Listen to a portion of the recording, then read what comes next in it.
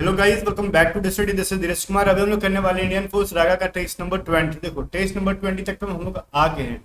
इसके पहले मैंने यूट्यूब पे 19 टेस्ट करा दिए हैं। मतलब ये अपने आप में एक बहुत ही रिमार्केबल चीज है। मैं कह रहा हूँ ना, इतना कंसिस्टेंसी के साथ कोई भी इतनी बेस्ट क्वालिटी में टेस्ट सीरीज बना के नहीं देता है। तो इसके लिए आप एक लाइक करना जरूर है इस वीडियो। बिकॉज आपको ही पता है ना, मॉक टेस्ट क्लासेस कराने में अलग चीज है, मॉक टेस्ट बनाने में काफी वक्त लग जाता है। और इस मॉक टेस्ट में तो आपको मजा आने वाला है, बिकॉज बहुत सारी चीजों का रिवीजन होगा। जितने डिफिकल्ट वाले रीजनिंग, कुछ अटपटे मैथ, कुछ मतलब इंपॉर्टेंट जीके क्वेश्चन, जो चीजें पहले पढ़ी हुई है वो भी चीजें मॉक टेस्ट के अंदर देखने के लिए मिलेंगी, ताकि उनका कंसेप्ट रिवीजन हो जाए। और आपको जब मिक्स करके चीजें मिले तो आप बना पाते हो कि नहीं, वो भी चीजें मैटर करती है। चलो इसको कंटिन्यू करेंगे। बाकी बहुत सारी क्लासेस की पीडीएफ, जैसे इंग्लिश की, रीजनिंग की और जीके वगैरह जो भी होंगी, उसकी पीडीएफ टेलीग्राम पे अपलोड कर दी जाती है। तो टेलीग्राम चैनल को ज्वाइन कर लो, सर्च करो @A2Z स्टडी। टेलीग्राम पे आपको टेलीग्राम चैनल मिल जाएगा। साथ ही साथ अगर आप हमारे साथ पेड बैचेस से जुड़ना चाहते हो, अब देखो इसकी डिस्काउंट की जो ऑफर थी वो खत्म हो गई है। आपको पेड बैचेस में जुड़नी होगी तो 600 रुपीज पे करके आप कम टाइम के अंदर बेस्ट प्रिपरेशन करने के लिए हमारे ऐप को डाउनलोड करके आप जुड़ सकते हो। तो A2Z स्टडी ऐप का लिंक डिस्क्रिप्शन में, जाओ ज्वाइन कर लो और इस बैच से जुड़ो। इस बैच के अंदर देखो एक फायदा है कि हर चीजें आपको सीक्वेंस में पढ़ने के लिए मिलेगी। यूट्यूब पे बहुत बेटर है, ठीक है। यूट्यूब भी फ्री में बहुत बेटर है, सिलेक्शन तक जाया जा सकता है यूट्यूब से। लेकिन इतना कम टाइम में ना, कहाँ से पढ़े, कौन चीजों को पहले पढ़े, ये समझने में काफी टाइम लग जाता है और आप ढूंढते ढूंढते टाइम बिता देते हो। बट पेड बैचेज में बहुत ही लिमिट में चीजें दी गई हैं, सीक्वेंस में दी गई हैं, बेसिक से दी गई हैं। इनको आपको बस कुछ नहीं करना है, ज्वाइन करना, पेमेंट करना है। उसमें रिकॉर्डेड क्लासेस मिल जाएंगी, आपको ऑनलाइन मॉक टेस्ट मिल जाएगा, पेड पीडीएफ्स मिल जाएंगी। मतलब सब चीजें इस बैच के अंदर मिल जाएगी 600 रुपए में। बस खाली आपको पढ़ना रह जाएगा और कुछ नहीं, क्वेश्चन वगैरह अलग से ढूंढना नहीं पड़ेगा। सब कुछ हम लोग क्वेश्चन सोल्यूशन बना के देंगे आपको, प्रैक्टिस वगैरह सब में लग जाना मन लगा के। ठीक है, तो कुछ नहीं करना, डाउनलोड करना है स्टडी ऐप को। और कुछ भी प्रॉब्लम आता है तो व्हाट्सअप करके पूछ लो। पेमेंट रिलेटेड इशू, कोई एप्लीकेशन से रिलेटेड इशू, तो व्हाट्सअप करके पूछ लो 7279047787 पे। आप में से कोई अगर सिर्फ इंग्लिश की बैच ज्वाइन करना है तो वो भी अवेलेबल है 250 रुपीज में। ठीक है, चाहे एक्स से हो चाहे वाई से हो, कोई भी बच्चा इसको ज्वाइन कर सकता है। और हम बात कर लेते हैं मॉक टेस्ट वाई ग्रुप की, तो वो भी अवेलेबल है। ठीक है, फर्स्ट क्वेश्चन की तरफ चलो, हम लोग देखते हैं फर्स्ट क्वेश्चन क्या है। देखो, पहला क्वेश्चन है, कह रहा है माइकल फेल्प्स किस खेल से संबंधित है। तो माइकल फेल्प्स जो है, अगर सवाल पूछ दे कि किस कंट्री से बिलोंग करते हैं, ठीक है, तो ये किस कंट्री से बिलोंग करते हैं वो चीज़ कमेंट करके बताओ, मैं बता दूंगा वैसे ये। और ये किस खेल से है तो कहेगा स्विमिंग से रिलेटेड है। ठीक है, तैराकी जिसको कहते हैं। अगर ये सवाल पूछ दिया आपसे कि किस कंट्री से है तो यूएसए के रिलेटेड। ठीक है, यूएसए। यूएसए कह दो, छोड़ो उतना लिखना, क्या नाम सुन लिया ना यहाँ पे, यूएसए। ठीक है, सेकंड क्वेश्चन कह रहा है 2022 का जो कॉमनवेल्थ गेम हुआ था वो कहाँ पे हुआ था। बर्मिंघम में। ये चीज़ याद आएगा, कहोगे सर बर्मिंघम तो है नहीं ऑप्शन में, इंग्लैंड में था वो। Option number B is the correct answer. और बर्मिंघम क्या एक जगह है। अगर ये पूरे 23 का काम हुआ था, कहाँ होगा, 23 में होगा, वो कॉमनवेल्थ यूथ गेम होगा। ठीक है, तो ये चीज़ याद रखो, क्योंकि आपका कंट्री का नाम आप नाम पूछ सकते हैं आपसे कभी कभी, तो वैगो के अंदर होगा। चलो, अगला सवाल क्वेश्चन कहते हैं, स्वांग। स्वांग जो है, देखो एक चीज है, स्वांग किस स्टेट का जो प्रसिद्ध लोक नृत्य है। तो ये ना कभी कभी हरियाणा देता है, कभी कभी राजस्थान दे देता है। थोड़ा कंफर्म यहाँ पे डाउट रहता है कि एक्चुअली है क्या, दोनों एक साथ नहीं देते हैं। तो स्वांग पूछ ले कहाँ का है, तो हरियाणा राजस्थान दोनों में से कोई एक ही ऑप्शन रहेगा, जो भी रहेगा इनमें से एक आंसर को चूज कर लेना। फिलहाल हमारे पास हरियाणा है, तो बी को आंसर करके आगे निकलते हैं। 4 नंबर कह रहा है, सवाना घास के मैदान किस महाद्वीप में है। तो सवाना कहाँ पे है, ये चीज़ तो आप सबने पढ़ा होगा, अफ्रीका महाद्वीप के अंदर है। ठीक है, ऑप्शन नंबर बी के अंदर है। फिर कह रहा है, उत्तर प्रदेश में लोकसभा की सीटों की मैक्सिमम सीटें कितनी होती हैं, 80 हो जाती है अंदर। और सबसे ज़्यादा सीटें यहाँ पे लोकसभा की मिल जाती हैं। इसके शासनकाल के दौरान प्रथम बौद्ध संगीति का आयोजन हुआ था। ठीक है, ये आजाद शत्रु के टाइम पे हुआ था। मैं कमेंट करके बताओ मेरे को कहाँ पे हुआ था, प्रथम बौद्ध संगीति वो कहाँ पे हुआ था, ये चीज़ बताओ। पहले पढ़ा रखा हमने जीके की सीरीज में इसको। संगमरमर किस टाइप का जो है, मतलब वो है मॉडिफाइड फॉर्म है या फिर परिवर्तित रूप है। जो भी ये संगमरमर है ना, पत्थर होता है, वो किस टाइप का पत्थर है। ग्रेफाइट क्या है, चूना पत्थर है, बुझा हुआ चूना है, या फिर सबके सब है। एक प्रकार का ये क्या है, लाइमस्टोन है संगमरमर। याद रहेगा, चूना पत्थर है, ग्रेफाइट तो नहीं है। कह रहे हैं अगर एक वर्ग की भुजा को 25% बढ़ा दी जाती है तो उसके एरिया में कितने परसेंट की वृद्धि होगी। जब भी किसी वर्ग की भुजा को, आयत की भुजा को, या फिर किसी भी 2D फिगर रहेगा और कहेगा कि किसी एक भुजा को इतने परसेंट बढ़ाई जाती है तो एरिया में क्या परिवर्तन होगा। तो इसके लिए सिंपली हमने एक फॉर्मूला पढ़ा था, R1 + R2 + R1 into R2/100। ठीक है, जैसे R1 भी यहाँ पे 25 हो जाएगा, R2 भी यहाँ पे 25 ही हो जाएगा। परसेंटेज वाले पढ़ाया था ना मैंने परसेंटेज नामक चैप्टर में। तो ये हो जाएगा 25 प्लस 25 प्लस 25 इंटू 25/100।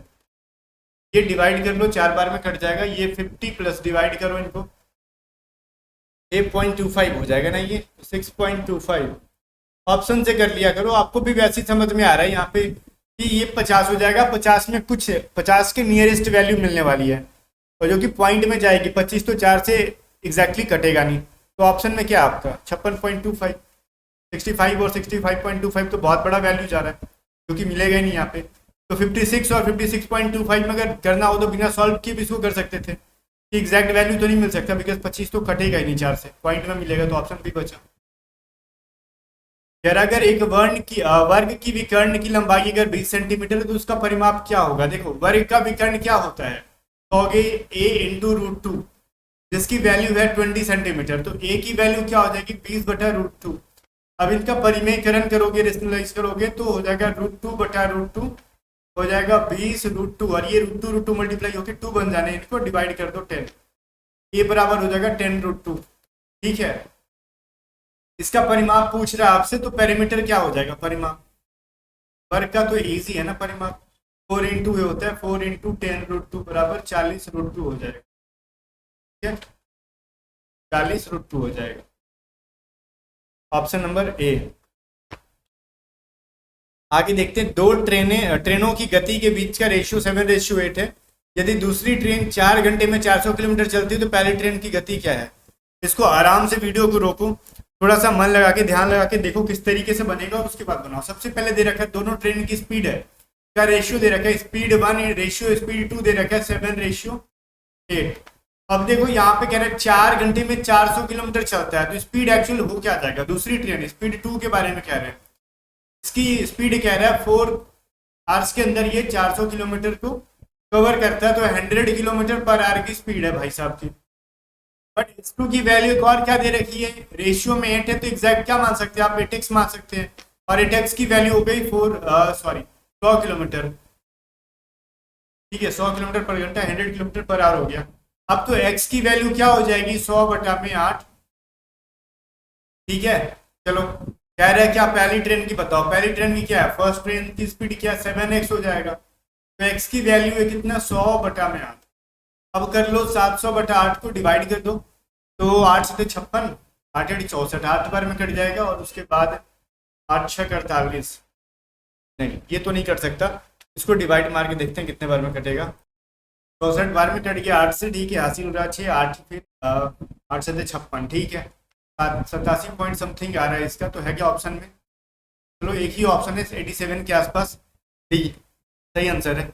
ऐसे ही कर लो पूरा पूरा, मतलब सॉल्व करने की जरूरत नहीं है, हम लोग तुक्का भी लगा सकते हैं एलिमिनेट करके। जब 87 पॉइंट समथिंग आ रहा है तो एक ही बचा।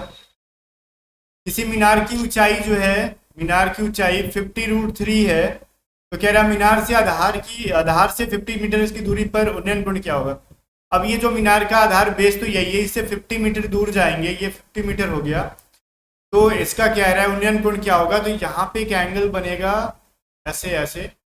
ठीक है, एंगल ऑफ एलिवेशन थीटा की वैल्यू क्या हो जाएगी, मान लो एबीसी हो गया आपका। तो एंगल ऑफ एलिवेशन देख रहा है, तो यहाँ पे परपेंडिकुलर दे रखा है और बेस दे रखा है, तो tan थीटा बराबर क्या हो जाता है P/B होता है, कह सकते हैं लंब बटा आधार हो जाता है। ठीक है, चलो तो tan थीटा की वैल्यू पता नहीं है, बेस परपेंडिकुलर हो गया 50√3 और बेस हो गया 50 50 50 कट जाएगा, tan थीटा बराबर √3 हो जाएगा। तो किसका वैल्यू √3 होता है बोलोगे 60 डिग्री का। ठीक है, ऑप्शन तो सी आ गया, लेकिन कुछ लोग कहेंगे आप tan थीटा क्यों माने, cot थीटा क्या नहीं मान रहे हो, cot थीटा भी मान के दिखाओ मेरे को। ठीक है, मैं आपको ना इधर दिखाता हूँ। देखो अगर हम cot थीटा बराबर लेते तो क्या होता है, tan का उल्टा बोल देते B/P हो जाता, आधार बटा लंब हो जाता। तो cot थीटा बराबर क्या लिख सकते थे 50/50√3, तो 50 50 कट के 1/√3 हो गया। अब मेरे को बताओ 1/√3 किसका वैल्यू होता है cot के अंदर, क्योंकि बात तो वही हो गया, जैसे tan 30 का वैल्यू जो होता है वो क्या हो जाता है 1/√3 हो जाता है। tan 30 क्या मैं बोल रहा हूँ, ठीक है ये चीजें तो मैं जो बोल रहा था ठीक ही बोल रहा था, लेकिन मैं tan का क्यों बोल रहा था, मेरे को तो cot का बताना है ना। तो देखो cot 60 की वैल्यू क्या हो जाती है, 1/√3 हो जाती है। अब यहाँ पे जब tan का जिक्र हो ही गया तो एक चीज और जान लो, cot 60 डिग्री बराबर होता है 1/√3, तो थीटा बराबर क्या हो गया 60 डिग्री। अब जब tan का नाम मैंने ले लिया तो एक चीज समझो, जो tan 30 की वैल्यू होती है वो cot 60 की वैल्यू होती है, ठीक है। तो tan 30 की वैल्यू मैंने जो बोला 1/√3, तो cos 60 की वैल्यू 1/√3। और भाई मतलब इसको मिटाओ यार, बहुत ही गंदा हो गया, बात समझ गए ना। अगर cot भी ले लेते तो सेम वैल्यू निकलता, पूरा स्क्रीन भर गया। तो पीडीएफ जब दूंगा तो इतना कचरा करके देने की जरूरत नहीं है, आप समझ गए, दिमाग में जहन में बैठ गया, तो उतनी जरूरत नहीं है हर चीजों को यहाँ पे लिखा जाए। और वहीं पे tan 60 की जो वैल्यू होती है cot 30 की होती है, cot 30 की जो होती है वो tan 60 की होती है, cot 60 की जो होती है वो tan 30 की होती है। सभी चीजों को याद रखोगे, इतने गधे तो हो नहीं। आगे चलते हैं। कह रहे महानाथ सहाय से 2 गुना तेज काम करता है। यदि सहाय अकेले एक काम 21 दिन में कर सकता है, तब कितने दिनों में वो काम को पूरा कर लेगा। देखो, महानाथ सहाय से 2 गुना तेज काम करता है ना, तो महानाथ की स्पीड मान लो 2 है, तो सहायनाथ की 1, सहायनाथ नहीं सहाय की 1 हो जाएगी। तो कह रहा है सहाय अकेले 21 दिन में काम को खत्म करेगा, तो दोनों मिलकर कितने दिन में करेंगे। देखो, सहाय की एफिशिएंसी ये 1 है, और दूसरा नाम क्या है, महानाथ की एफिशिएंसी 2 है, ये चीज क्लियर है। तो कह रहा है सहाय 1 एफिशिएंसी के साथ 21 दिन के अंदर काम खत्म करेगा। ये दोनों मिला के कितने दिन में खत्म करेंगे, तो दोनों की एफिशिएंसी को ऐड कर दोगे तो कितना हो जाएगा, 2 + 1 3। अब ये 3 एफिशिएंसी के साथ x डेज में करेंगे तो ये 7 टर्म टाइम में कट जाएगा, तो x बराबर 7।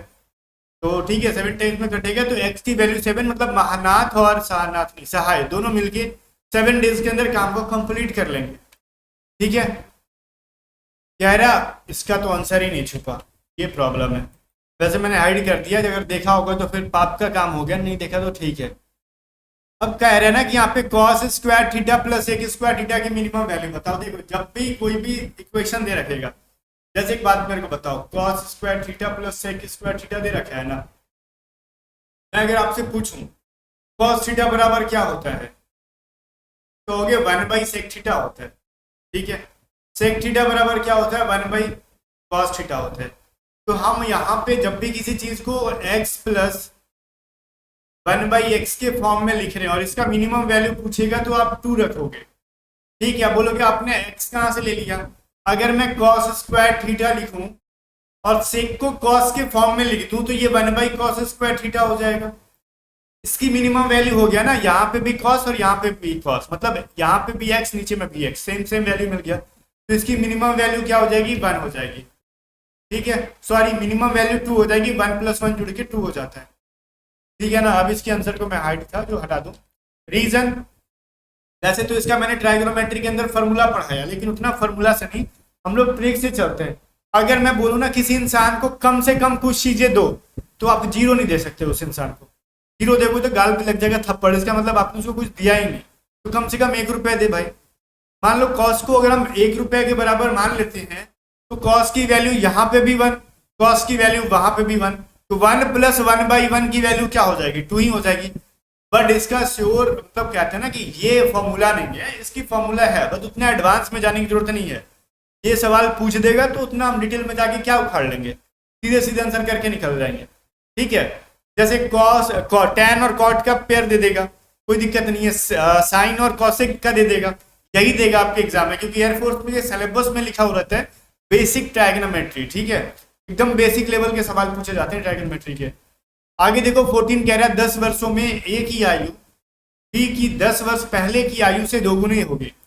यदि अब ए अब बी से 9 वर्ष बड़ा है तो बी की वर्तमान आयु क्या। देखो, ये सवाल अगर पढ़ने में समझने में आपको प्रॉब्लम है ना, तो मेरे सॉल्यूशन को गलत बताने वाले बहुत बड़े बेवकूफ होंगे। क्योंकि मैं देखता हूँ अगर किसी को सवाल नहीं समझ में आता ना, तो कहते हैं सर बाय मिस्टेक आपने यहाँ पे ये वाला एरर कर दिया है। अब उसकी वजह से मेरे को फिर वीडियो देखना पड़ता है, बाद में पता चलता है भाई हमने तो सही किया, गलती आपकी होती है।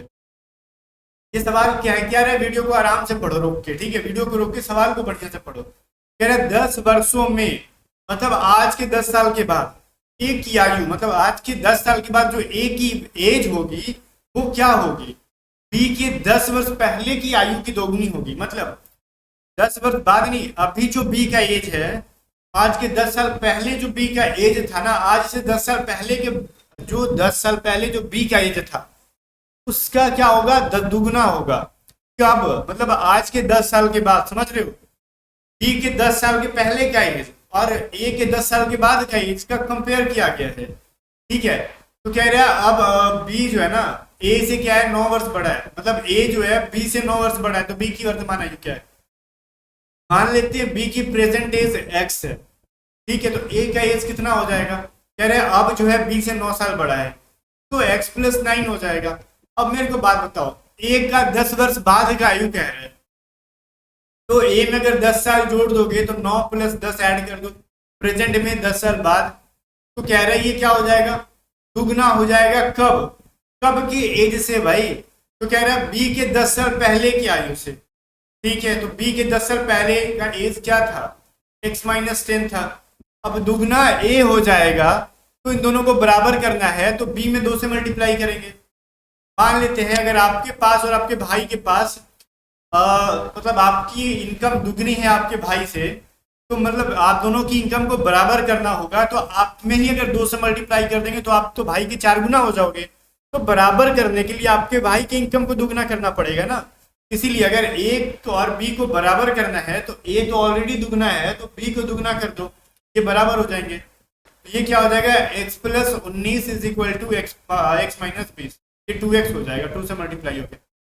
ठीक है, अब एक ये क्या हो जाएगा, ये वाला x अगर इस साइड लाएंगे तो 2x में माइनस हो जाएगा, और ये माइनस 20 अगर इस साइड ले जाओगे क्या हो जाएगा, x बराबर 19 प्लस 20, मतलब x की वैल्यू हो जाएगी 39 जो कि बी प्रेजेंट एज है। तो ये थोड़ा सा अटपटा सवाल था, इतना भी सीधा सीधा नहीं था जितना हम सोच बैठे थे।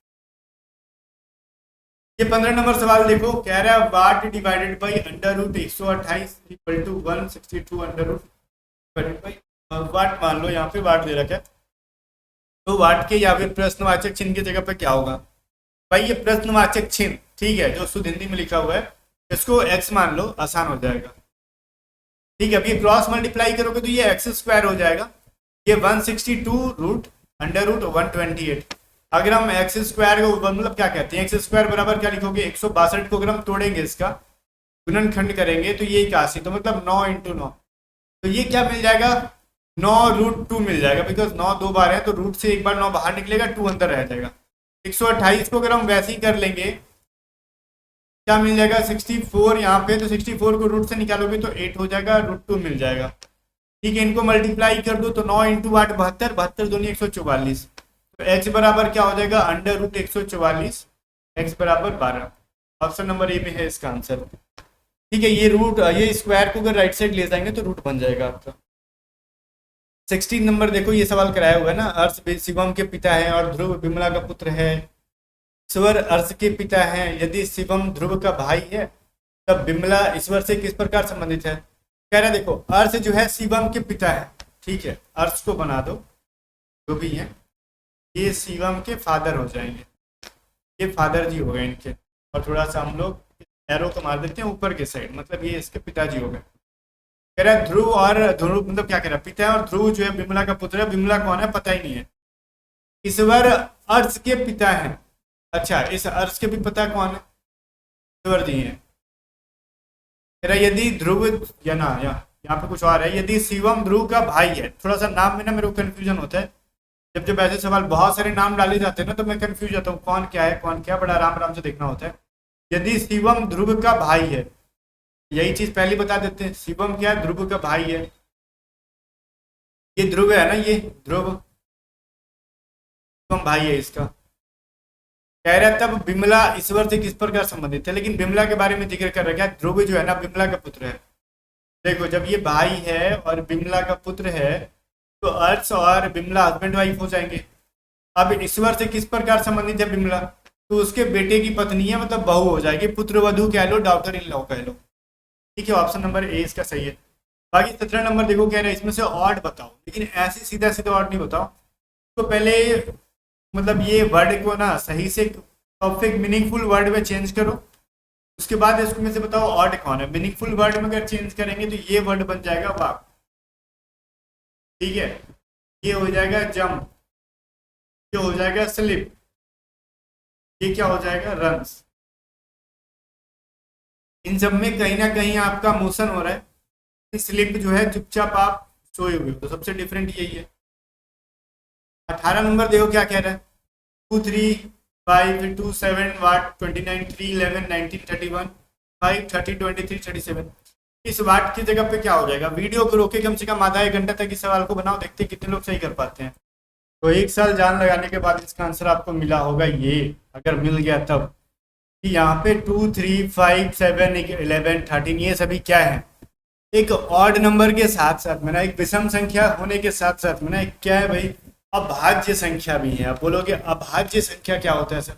हमने सुना है बट समझ में नहीं आता ये चीज। नंबर का नाम सुना होगा जो एक से या खुद से डिवाइड होते हैं, इसके अलावा किसी और से नहीं होते। जैसे देखो 11 13 और इसके बाद 13 के बाद 19 है, तो देखो 13 के बाद आप सोच रहे हो यहाँ पे 15 को रख देंगे, तो फिर 15 के बाद 19 आ गया, 17 कहाँ गया? 15 को नहीं रख सकते बिकॉज ये 15 1 से डिवाइड होगा, 15 से भी डिवाइड होगा, इसके अलावा 3 से भी डिवाइड होगा, 5 से भी डिवाइड होगा, तो 15 को रखना गलत है। डायरेक्टली यहाँ पे 17 आएगा, 17 आ जाएगा, बिकॉज वो 1 और 17 के अलावा किसी और से डिवाइड नहीं हो सकता है। 17 के बाद अगला आभास संख्या 19 या 23 या ऐसे करके चल रहा है सीरीज। ये क्वेश्चन मैंने आपको कराया था पहले भी। रवि कार के द्वारा 42 किलोमीटर उत्तर में जाता है, फिर बस से 5 किलोमीटर पूर्व में जाता है, फिर देखो 10 किलोमीटर दक्षिण की तरफ जाता है, फिर 5 किलोमीटर पूर्व में जाता है, फिर 13 किलोमीटर दक्षिण में जाता है, फिर 5 किलोमीटर पूर्व में, और फिर 14 किलोमीटर दक्षिण में, फिर 5 किलोमीटर पूर्व में, फिर 5 किलोमीटर दक्षिण में, फिर 5 किलोमीटर पूर्व में, फिर 13 किलोमीटर दक्षिण में, और फिर 5 किलोमीटर पश्चिम में, और 13 किलोमीटर उत्तर में, और फिर रुक जाता है। तो दूरी और दिशा जिससे रवि शुरुआती बिंदु पर है। ठीक है, सबसे पहले कहाँ गया? वो नॉर्थ में जाता है 42 किलोमीटर। ठीक है, चलो यहाँ से कह रहा है राइट में जाता है, वो 5 किलोमीटर जाता है राइट में। यहाँ से फिर साउथ में 10 किलोमीटर जाता है, साउथ में ये 10 किलोमीटर हो गया। फिर ईस्ट में जा रहा है कितना? 5 किलोमीटर। फिर साउथ में जा रहा है ये 13 किलोमीटर। ठीक है, यहाँ पे फिर जा रहा है 5 किलोमीटर ईस्ट में। सवाल देखते जो हम लोग यहाँ पे है, मैं देख रहा हूँ, आप भी ध्यान दो।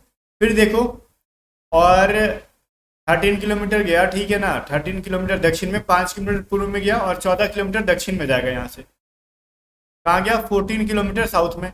और इसके बाद कह रहा है 14 किलोमीटर हो गया, 5 किलोमीटर पूर्व में गया। ठीक है, और फिर 5 किलोमीटर पूर्व में जाने के बाद 5 किलोमीटर दक्षिण में फिर जा रहा है। ठीक है, देखो 5 किलोमीटर पूर्व में जाने के बाद 5 किलोमीटर दक्षिण में, तो फिर 5 किलोमीटर दक्षिण में ले जाओ, और फिर 5 किलोमीटर पूर्व में ले जाओ इसको। फिर एक ही बार 13 किलोमीटर दक्षिण में जा रहा है, एक ही बार 13 किलोमीटर। ठीक है, अब कह रहा है ना कि देखो दक्षिण में जाने के बाद फिर कह रहा है 5 किलोमीटर पश्चिम में जाओ इस बार, तो पीछे की साइड जाओगे पश्चिम में 5 किलोमीटर वेस्ट में, और फिर 13 किलोमीटर नॉर्थ में जाओ, तो अगेन इस पॉइंट पे आके मिल जाएगा। और ये वाला पॉइंट और ये वाला पॉइंट दोनों एक ही लाइन में होंगे। क्यों? मैं बताता हूँ यहाँ पे। क्योंकि ये देखो ये वाला 10 किलोमीटर जो ऊपर से नीचे आ रहा है, 13 किलोमीटर, 14 किलोमीटर, ठीक है 14 है ये, 114 नहीं, और एक और है ये वाला 5 किलोमीटर। ठीक है, 5 4 9 3 12, और ये 42 हो जाएगा। ये पूरा 42 हो गया, जो कि इस लाइन के बिल्कुल भी बराबर होगा। ऊपर से नीचे आया ये 42 किलोमीटर। बात समझ में आ गया? तो जाके यहाँ तक वो पहुँच गया। अब मैं कहूँ ना कि ये हम लोग नीचे की साइड कितना डिस्टेंस चल रहे हैं, तो ये ऊपर से ये वाला 5 किलोमीटर आ गया। मैं नीचे की साइड लिख रहा हूँ इसको।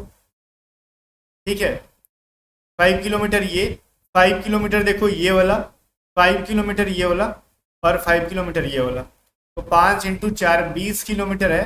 अब कहाँ पे है भाई? ये है ईस्ट में है। ए से गया था बी में आ गया, तो पहले से कहाँ गया? 20 किलोमीटर आ गया ईस्ट में। ठीक है, देखो इसके अंदर कह रहा है वो कौन सा रोमन अंक है जो गोल मेज, कौन सा रोमन अंक गोल मेज जो पत्थर नहीं है। ठीक है, गोल मेज होना चाहिए, है ना। क्या कह रहे हैं? राउंड टेबल होने चाहिए। तो राउंड क्या, ये सर्कल के अंदर भी होना चाहिए और इस टेबल के अंदर भी होना चाहिए, ये कह रहा है। तो वो कौन सा है? तो ये नंबर 5, 6 नहीं है, 5 है। 6 क्यों नहीं है? 6 ये देखो ये टेबल है, राउंड नहीं है। ठीक है, और ये जो है ना एक, ये जो है आपका राउंड टेबल के साथ साथ पत्थर भी है, पत्थर नहीं होना चाहिए। ऑप्शन नंबर कहाँ पे? बी वाला सही है। इसको सजाओ, एक क्रम में समझाओ। सबसे छोटा कौन होता है, उसके बाद बड़ा। माइक्रोन, मीटर, माइल, और मिलीमीटर, किलोमीटर, सेंटीमीटर। तो सबसे छोटा माइक्रोन होता है, ए से स्टार्ट हो जाएगा, 1 से। माइक्रोन से जस्ट बड़ा मीटर तो बहुत बड़ा हो गया, अभी सेंटीमीटर भी देखा था, सेंटीमीटर से छोटा मिलीमीटर होता है। 4 देख लो, मिलीमीटर से छोटा क्या होता है, मतलब जस्ट उससे बड़ा क्या होता है, सेंटीमीटर। सेंटीमीटर से हम लोग क्या चेंज करते हैं, मीटर में बदल लेते हैं। उसके बाद हम लोग क्या कर लेते हैं, किलोमीटर में बदल जाता है, 5 में। किलोमीटर के बाद फिर हम लोग क्या कर लेंगे, मील में बदल जाते हैं। ये आपका हो गया 146, 253, ऑप्शन नंबर बी के अंदर है। ठीक है, देखो ऑप्शन नंबर बी हमने यहाँ पे लिखा है, बी के अंदर छुपा हुआ है। आगे देखो कह रहा है पी की रैंक ऊपर से 13वीं है, ऊपर से 13th है, और क्यू की रैंक नीचे से 11 है। ठीक है, नीचे से अगर हम लोग काउंट करें तो क्यू है यहाँ पे और पी है यहाँ पे, 13th और 11th रैंक पे है। इनके बीच में क्या है ना कि 4 लोग और बैठे हैं, 4 का अंतर मतलब 4 लोग बैठे हुए हैं। तो परीक्षा में कितने विद्यार्थियों ने भाग लिया, तो 13, 4 और 11, ठीक है 28, ऑप्शन नंबर डी। आगे देखो कह रहा है अगर 8 है, फिर 15 लिखते हैं, 28 लिखते हैं, 53 लिखते हैं, बाट। तो बाट की जगह पे क्या हो जाएगा, देखो 8 टू सा कितना होता है 16, 16 में से 1 माइनस कर दिया 15, 15 टू सा हो जाता है 30, 30 माइनस 2 बराबर 28, 28 टू सा कितना हो जाएगा 56। इस बार हमने 3 माइनस किया 53, 53 को अब 3 से मल्टीप्लाई कर लेंगे तो 159, नहीं यहाँ पे गलत किया, 53 को 2 से मल्टीप्लाई कर लेंगे तो 4 माइनस करना है ना, तो 106 हो जाएगा, 4 माइनस करोगे 102 हो जाएगा। Correct answer option number D के अंदर है। ठीक है, जितना 2 से मल्टीप्लाई करते जाओ सबके अंदर, पहले 1 माइनस करो, फिर 2 माइनस करो, फिर 3 माइनस करो, फिर 4 माइनस करो, ऐसे माइनस करते जाओ। 24 में कह रहा है अगर 3:13 हो रहा है घड़ी में टाइम, तो इसका जल में प्रतिबिंब वाटर रिफ्लेक्शन क्या बनेगा। जल प्रतिबिंब के लिए हमने 11:60 में घटाने के लिए कहा था ना, तो 3:30 को घटा लो, 3:13 को घटा लो। ठीक है, जो वैल्यू मिल जाएगा वही आपका आंसर हो जाएगा। ठीक है, तो 11:60 में घटा लो, आपका जो वैल्यू होगा वही आंसर होगा। ये काम हम लोग कब करते हैं, जब ये डायरेक्टली मिरर के बारे में कहेगा तब, लेकिन ये वाटर मिरर कह रहा है तो फिर हम 18:30 में घटाते हैं। तो ये फॉर्मूला ध्यान रहना चाहिए, ये फॉर्मूला तो ध्यान रहेगा, लेकिन ये बात ध्यान रखना चाहिए ना कि सवाल क्या कहे। अभी हमने 11:60 कब घटाते, जब डायरेक्टली मिरर क्या आएगा तब, लेकिन ये वाटर मिरर या फिर जल प्रतिबिंब क्या आएगा तो 18:30 में घटाते हैं। तो 3:13 को घटाओगे तो ये मिल जाएगा 15:17। ठीक है, तो 15 का मतलब क्या हुआ, 12 के बाद 13, 14, 15, मतलब क्या इसको लिख सकते हो, शाम का 3:17 हो रही है। ठीक है, याद रहेगा ना, 18:30 कब हुआ, जब वाटर मिरर क्या आएगा तब, या फिर वाटर इमेज का आएगा तब, या फिर डायरेक्ट सिर्फ मिरर का आएगा अगर, तो 11:60 में घटाते हैं, ये चीज याद रहे। कह रहे अगर देखो इसके अंदर करेंगे हम लोग कुछ इक्वेशन में सॉल्यूशन, देखो ये 305 लिख लो। डी का मतलब डिवाइड करना है, ए का मतलब माइनस करना है, सी का मतलब जोड़ना है। ठीक है, 43, डी का मतलब क्या है, गुना करना है 12, ये डिवाइड करेंगे तो 61 आ जाएगा, -28 प्लस में 43 और 12, डी का मतलब गुना करना ही था ना। 43 को और 12 को मल्टीप्लाई कर लो भाई, ये हो जाएगा 43, 516 हो जाएंगे ये। अब आपको क्या करना है, 516 को जोड़ लेना है इसके अंदर, 5 7 7, इसमें 28 को घटा लो, जो वैल्यू हो जाएगा आपका आंसर हो जाएगा। ठीक है ना, ये क्या हो जाएगा 5 और 4 9, ऑप्शन नंबर बी आंसर है क्या, सही है। चलो आगे देखते हैं हम लोग, कह रहे हैं ना इसमें क्या करना है, मिरर इमेज करना है। मिरर इमेज का मतलब होता है साइड में या तो राइट में या फिर लेफ्ट में मिरर लगा दो। वाटर मिरर कहता है तो नीचे ऐसे ऐसे करके मिरर लगा दो, ये थोड़ा फर्क हो जाता है दोनों के अंदर, इनको थोड़ा ध्यान देना होता है। ये कह रहा है मिरर इमेज करो, यहाँ पे साफ साफ मैंने इंग्लिश में हाईलाइट कर रखा है इसको, तो हम किसी एक साइड पे मिरर लगा देते हैं, तो क्या हो जाए, जो चीज़ें राइट में है वो लेफ्ट में जाएंगी, तो डी अपना इस साइड में है ना आपका, तो अब डी इधर आ जाएगा। ठीक है, पी से स्टार्ट करोगे तो पी का उल्टा क्या होगा, सब में पी एक जैसे है। ठीक है, ए तो वैसे बनेगा आई एन, तो एन उल्टा हो जाएगा, ये सभी एन ठीक है, लेकिन ये एन जो है सीधा ये नहीं बनेगा। सी में देखो ऑप्शन ए तो खत्म हो गया, इसका एन गलत तरीके से बना रखा है। सी में देखो या फिर 3 में देखो, टी को वाटर मिरर कर दिया जो कि नहीं बनेगा वैसा, ये दोनों सही है। अब ई देखो 4 नंबर में ई को वैसे ही छोड़ दिया, गलत है, ई को उल्टा करोगे तो ऑप्शन नंबर 2 वाला सही बनेगा, ऑप्शन नंबर 20 का सही है। 27 में कह रहा है, देखो कह रहा है ये 5 फोटो है, 5 फोटो के बाद अगला फोटो क्या होगा, वीडियो को रोको। देखो ये जो एक कहानी है इसकी, यहाँ पे पहले कहाँ पे था, ध्यान से देखो, ऐसे था, ये छोटा वाला लाइन ऊपर था ना, ध्यान देना, ये छोटा वाला लाइन ऊपर था, बड़े वाले लाइन से ये लगा हुआ था। यहाँ से कहाँ पे आ गया सेकंड फोटो के अंदर, देखो ध्यान से, यहाँ पे आ गया, दिख रहा है, यहाँ आ गया। फिर यहाँ के बाद कहाँ आ गया भाई, नीचे आ गया। ये चीज दिख रहा होगा, मतलब कितना डिग्री का एंगल कवर किया, पहले 90 प्लस 45, मतलब 135 डिग्री चलते जा रहा है आगे की तरफ। मतलब ये क्या जा रहा है भाई, एंटी क्लॉकवाइज 135 डिग्री चलते जा रहा है, चलते चल जा रहा है। तो इसको 135 डिग्री ले जाओगे तो पहले तो ये 90 डिग्री 90 नीचे आ जाएगा, और इधर पे मतलब ये वाला पूरा मिला के यहाँ पे जो होगा, छोटा वाला नीचे, ऊपर बड़ा वाला, ठीक है। क्यों छोटा वाला, देखो पहले बड़ा वाला लाइन नीचे है, फिर अगले वाले में छोटा वाला लाइन, फिर यहाँ पे बड़ा वाला लाइन नीचे सटा हुआ है, फिर ऊपर वाले में छोटा वाला लाइन, फिर बड़ा तो ऊपर आगे छोटा वाला लाइन सटेगा। तो ये तो या तो ई के अंदर है, डी के अंदर है, सी के अंदर है, डी नहीं होगा बिकॉज डी में बड़ा वाला लाइन सटा हुआ है, तो ये नहीं होगा। और ए तो होगा ही नहीं बिकॉज ये पूरा का पूरा क्या है, एक रेक्टेंगल या फिर स्क्वायर, जो भी समझना समझ दो इसको। या तो सी या फिर ई में से कोई एक फिगर हो जाएगा।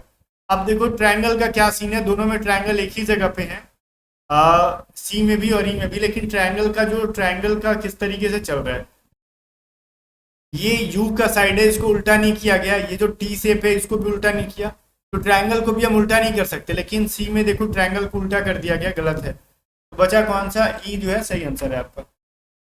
आगे देखो, सबसे पहले ओ यहाँ पे था तो अगले वाले फोटो में ओ नीचे आ गया। इसमें देखो स्क्वायर यहाँ पे है तो अगले वाले में स्क्वायर नीचे आ गया। जब सी आगे है तो सी उसी साइड नीचे कॉर्नर पे जाएगा, जो सबके सब में है, कोई बड़ी बात नहीं है, ठीक है। और एक चीज और देखना था, जो चीज नीचे थी क्रॉस वो ऊपर चला गया, यहाँ पे एस था नीचे तो ऊपर एस चला गया, यहाँ पे स्टार तो स्टार ऊपर जाएगा, तो डी बोला तो नहीं होगा, डी को छाप लो पहले, डी नहीं होगा। अब देखो यहाँ पे जो ट्रायंगल था राइट साइड नीचे कॉर्नर में, वो बीच में चला गया, इसका एक्स जो राइट साइड कॉर्नर पे था वो बीच में गया, इसका एस जो है राइट साइड कॉर्नर पे वो बीच में जाएगा, तो बीच में सी बी, ठीक है, बी या सी में से कोई एक होंगे। अब देखो एक चीज और है ना यहाँ पे, क्या ये स्क्वायर, देखो ये जो यहाँ पे ओ था, क्या ओ यहाँ पे जा रहा है इधर, नहीं, ठीक है, यहाँ पे एक नया लेटर आ गया सी, ठीक है। उसी प्रकार जो इक्वल का साइन है, बीच में जो साइन है ना वो अगली फोटो में खत्म हो जा रहा है। देखो यहाँ पे भी देखो ओ है, वो अगली फोटो में खत्म हो गया, यहाँ पे भी क्या है भाई, मतलब यहाँ जो बीच में ट्रायंगल है वो अगली फोटो में खत्म हो गया, यहाँ पे मल्टीप्लाई का साइन था तो वो अगली फोटो में खत्म हो जाएगा, मतलब इस तरीके से चल रहा है। यहाँ पे जो स्क्वायर का साइन है वो अगली फोटो में खत्म हो जाना चाहिए। बीच जो देखो इसका बीच वाला इसके अंदर नहीं मिलेगा, इसका बीच वाला इसके अंदर नहीं मिलेगा, तो इसका बीच वाला भी तो इसके अंदर नहीं मिलना चाहिए ना, तो बीच में स्क्वायर है, आगे नहीं मिलना चाहिए, तो बचा कौन सा, बी, ठीक है। चलो इसकी जगह लास्ट में एक नया फोटो ऐड हो जा रहा है जो कि एरो कहेंगे इसको।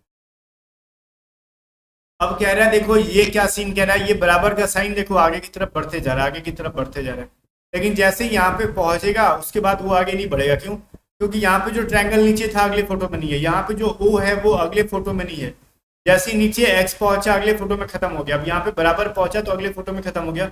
उसी प्रकार जब सी नीचे पहुंच गया तो आगे सी नहीं दिखना चाहिए, तो हमको बी में, सी में और ई में सी दिख रहा है, जो कि यहाँ पे नहीं दिखना चाहिए हमको। बचा कौन सा, ए एंड डी।